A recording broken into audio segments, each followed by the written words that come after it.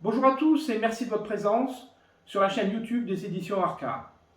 Une vidéo exceptionnelle aujourd'hui avec notre ami Georges Courts qui va nous présenter un manuscrit Cohen inédit.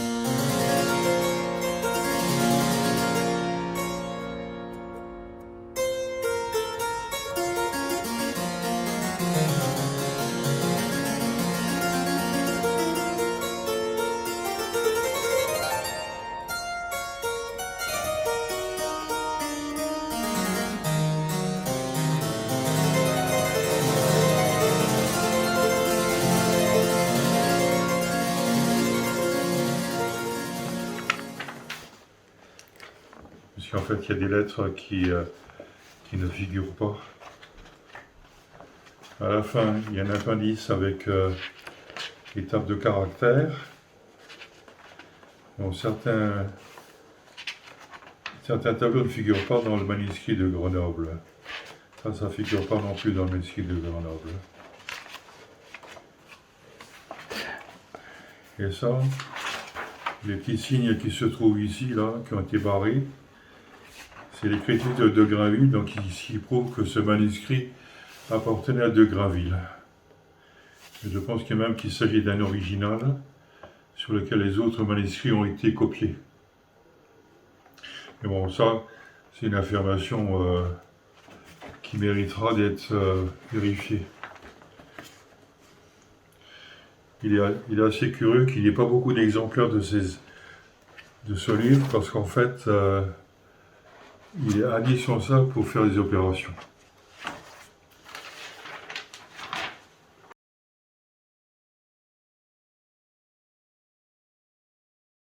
Parce qu'en fait, les graphiques dont il manque la moitié d'ailleurs, qui sont liés aux opérations, ils donnent simplement par exemple A1. Donc il faut prendre le registre pour savoir que A1, c'est A bas.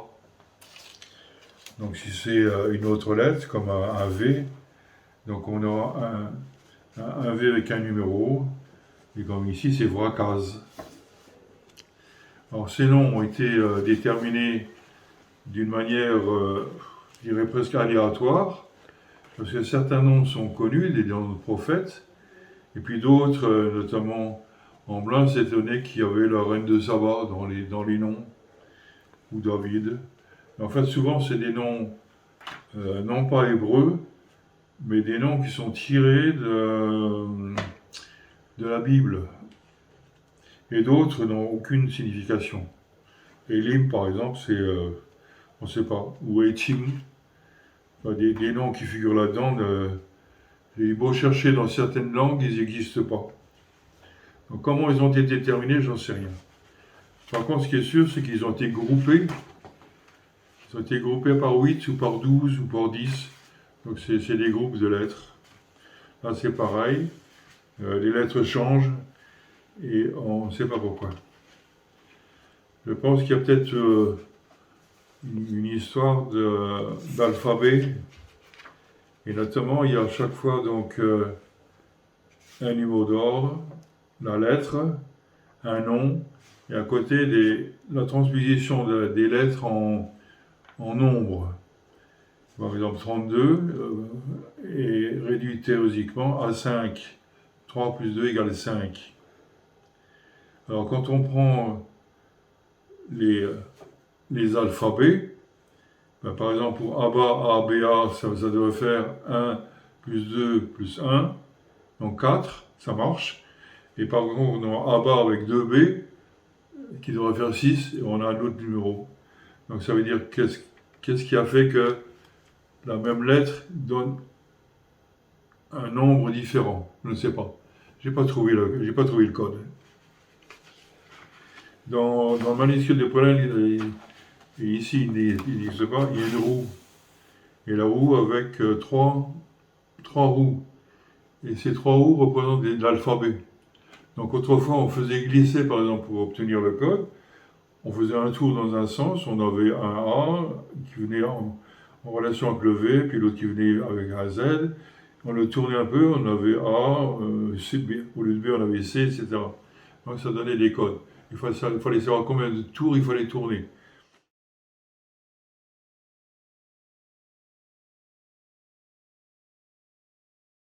entre le manuscrit de Metz et celui de Grenoble ne sont pas évidentes, les différences. La présentation est pratiquement la même. Par contre, on s'aperçoit que le velin qui a été utilisé est un peu différent. Notamment, celui de Grenoble est un peu plus poreux. Ce qui veut dire que quand le scripteur a recopié avec de l'encre de Chine les noms, comme ici par exemple, là, ici on a des taches de l'autre côté. Alors ces taches, quand c'est le graphique comme là, c'est pas grave, mais lorsqu'on a ici quelque chose en plus, ça fait un signe qui est différent. Donc celui-ci est très propre par rapport à celui de Grenoble. Donc le scripteur, il a pris beaucoup plus de soin à faire ce document que l'autre. C'est pour ça que je pense que celui-là, c'est l'original. C'est un des originaux peut-être. Ce qui est curieux, c'est qu'il y a très peu d'exemplaires connus, donc ils sont absolument indispensables pour faire ces opérations. L'autre différence aussi, c'est que on a donc en dernier des tableaux supplémentaires qui existent peut-être à Grenoble parce que M. de Clerembault a trouvé des documents qui n'ont pas été encore publiés pour l'instant. Donc peut-être qu'ils sont dans les documents que lui a découverts. Et comme je n'ai plus l'intention d'aller à Grenoble, j'y suis allé très très très souvent, une fois tous les ans. Donc je le sens à quelqu'un d'autre. Qu'est-ce qu'on peut encore trouver comme différence? Bon, les dessins sont très propres, hein, c'est vraiment impeccable comme travail. Alors, l'autre différence aussi qui me paraît aussi importante, je ne sais pas si c'est important, mais en français, quand on a un i avec un tréma dessus, on prononce, hein, par exemple, Ephraim, on dit i, hein, on prononce bien le i pour accentuer. Là, on voit très bien les deux points qui sont sur les i. Alors qu'à Grenoble, on voit des fois un point au lieu des deux points. Donc ici, il y a beaucoup plus de deux points que dans le manuscrit de Grenoble. Donc je ne sais pas si j'ai pas mes lunettes, donc je ne vois pas trop un nom. Par exemple, Araï, tu vois. Il y a deux points là. Celui-là, Georges. Celui-ci. Araï. C'est ça. Donc ça veut dire que si on ne dit pas Aré, on va prononcer Araï. On prononce ces noms comme en hébreu, c'est que toutes les lettres se prononcent. Donc Araï et pas Araï. Qu'est-ce qu'il y a comme différence encore? Je pense que c'est tout. Hein. J'ai beaucoup aimé cet exemplaire. En plus, cet exemplaire, ils sont bons. Ils sont l'encens. il a des servir à être encensé. Donc il y a encore l'odeur particulière de ce livre qui n'existe pas dans le manuscrit à Grenoble. Il y a aussi, je crois aussi que là, on a aussi un verso qui n'existait pas à Grenoble. Donc la lettre B. Et là, on voit que ça s'aperçoit que c'est un bon papier parce qu'on ne retrouve pas ici l'envers, quoi.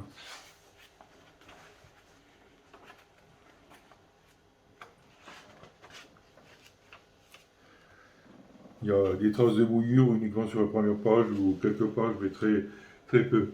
Donc c'est un exemplaire qui a été bien protégé.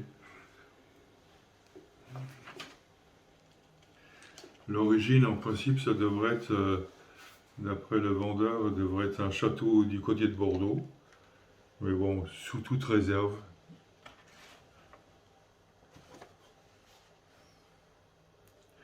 Souvent, ces documents, on a de la chance d'avoir pu retrouver cet exemplaire parce que Villermoz dit que des caisses complètes d'archives ont été brûlées pendant la guerre, donc ces exemplaires ont disparu. Et quand j'étais faire une recherche aussi dans un château que j'ai cité dans mon livre, j'ai trouvé un vieux monsieur qui m'a dit « Oh, ben, bien sûr, il y avait plein d'archives dans le château. Les Allemands sont venus, ils en ont pris une partie qu'ils ont embarquée, l'autre partie ils l'ont brûlée dans la cour. » Donc ça paraît, qu'est-ce que les Allemands ont embarqué? Les Allemands étaient notamment, à un moment donné, Les Allemands ont recherché à travers l'ordre de Thulé, ils cherchaient les documents sur des bases secrètes ou des enseignements secrets. Et pour eux, tout ce qui était de ce genre-là, ça les intéressait. Ces documents étaient secrets dans la mesure où, d'une part, il ne fallait pas découvrir sur quoi les gens travaillaient. Deuxièmement, dans certains endroits, c'était dangereux. Les monarques ou les rois de l'époque n'aimaient pas trop la franc-maçonnerie. D'autres, au contraire, ont protégé la franc-maçonnerie. L'autre point important aussi, c'est que souvent ces documents étaient assimilés à des textes juifs. Du coup, tout ce qui était juif dans certaines régions était considéré comme satanique. Et par contre, dans le Midi de la France, les juifs étaient protégés. Ils ont été protégés aussi dans certains États. Mais souvent, il y avait un mélange entre la magie et la franc-maçonnerie, et notamment les opérations théosophiques, parce qu'il faut parler maintenant des opérations théosophiques, était considéré comme des opérations magiques, donc ça sentait le soufre.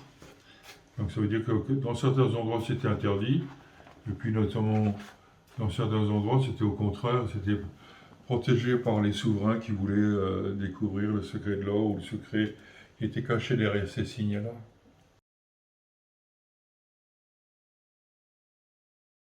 Le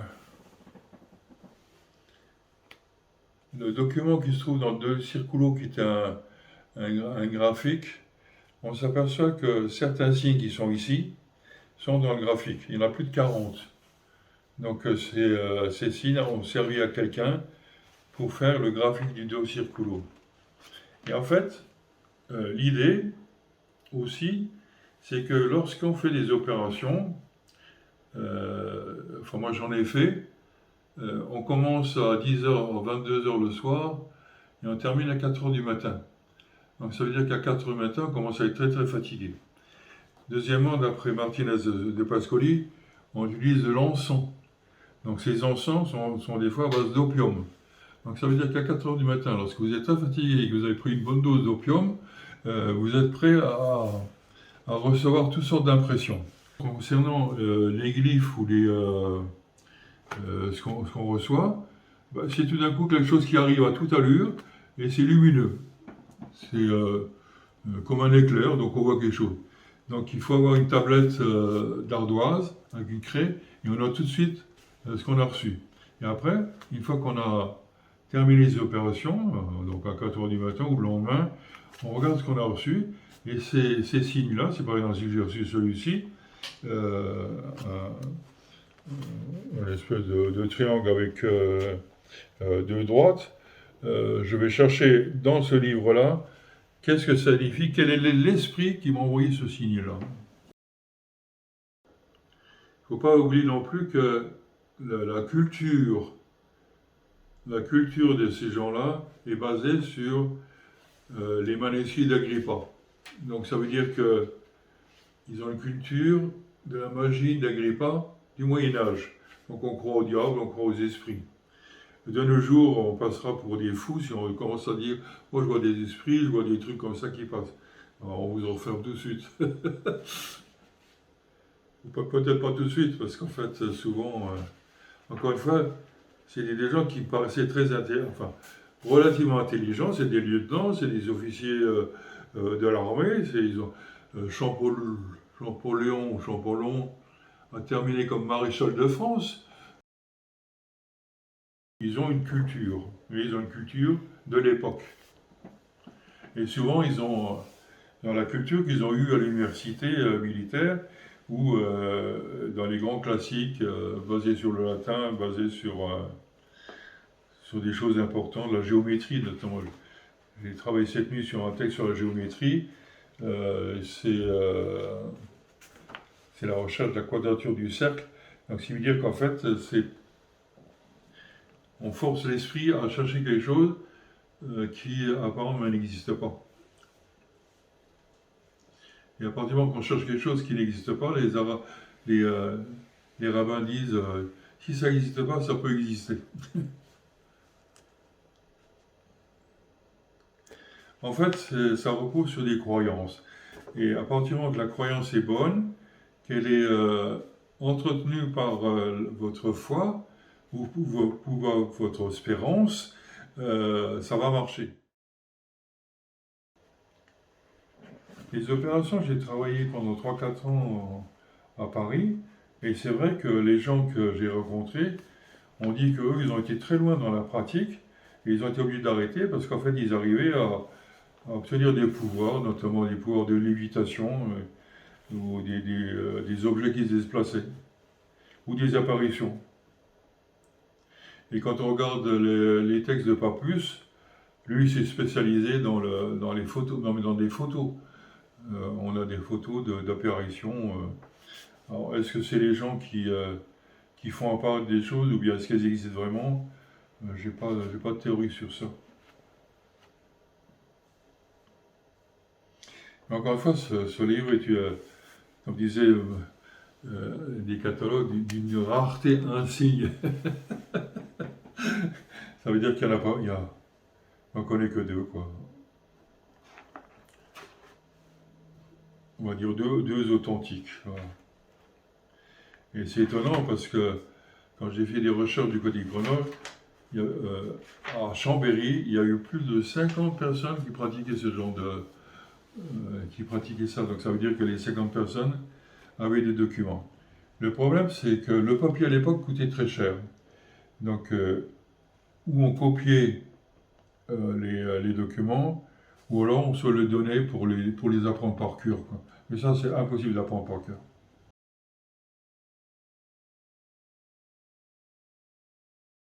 Je crois qu'on peut aller plus loin. On ne peut pas dire que c'est possible. J'affirme que ce manuscrit a été entre les mains de Granville pour la bonne raison que c'est son écriture. Dans le manuscrit d'Alger, donc, qui se trouve à Paris, à la Bibliothèque nationale, il y a plein de numéros que débarrés. Ils ont été barrés plusieurs fois. Par exemple, il met numéro 58, il barre, il met numéro 60.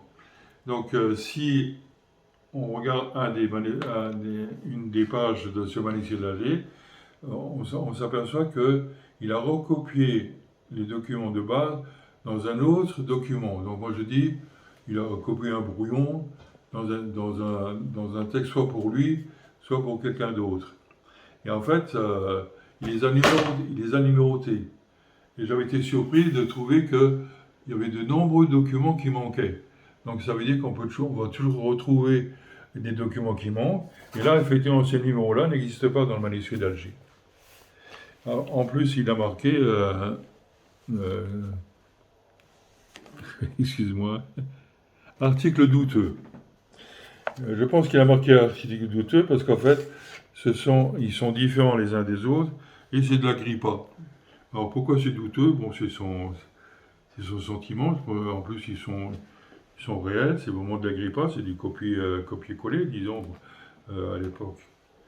Donc, de Granville était, là c'est pareil, on parle beaucoup de Saint-Martin comme étant le secrétaire de Martinez de Pascoli. On parle beaucoup de l'abbé Fournier étant secrétaire, et on parle très peu de Granville qui était aussi secrétaire. Il y a un texte qui le dit quelque part, donc il était secrétaire. Donc il était très proche. On va dire que c'est l'un des émules les plus proches de Martinez de Pascoli. Saint-Martin, lui, s'est un peu dissocié de l'enseignement de Martinez de Pascoli, alors que de Granville a été jusqu'au bout fidèle à l'enseignement de Granville, de Martinez de Pascoli, pardon. De temps en temps, on trouve des petites annotations comme ça. Il n'y a pas de signature.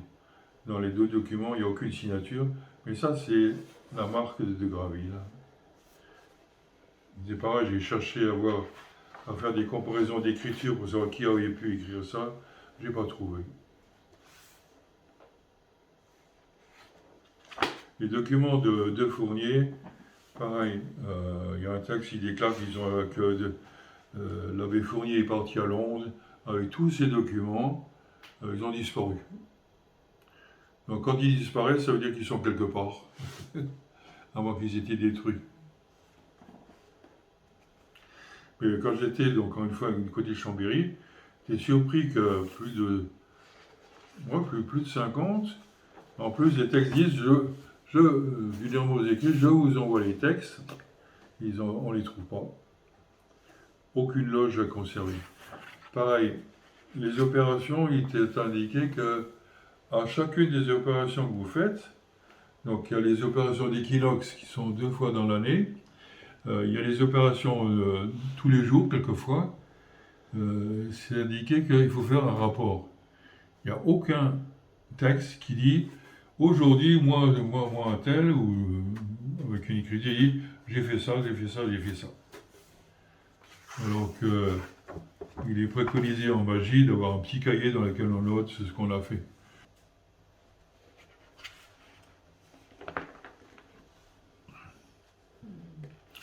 Alors, j'ai vraiment un plaisir de feuilleter ce bouquin.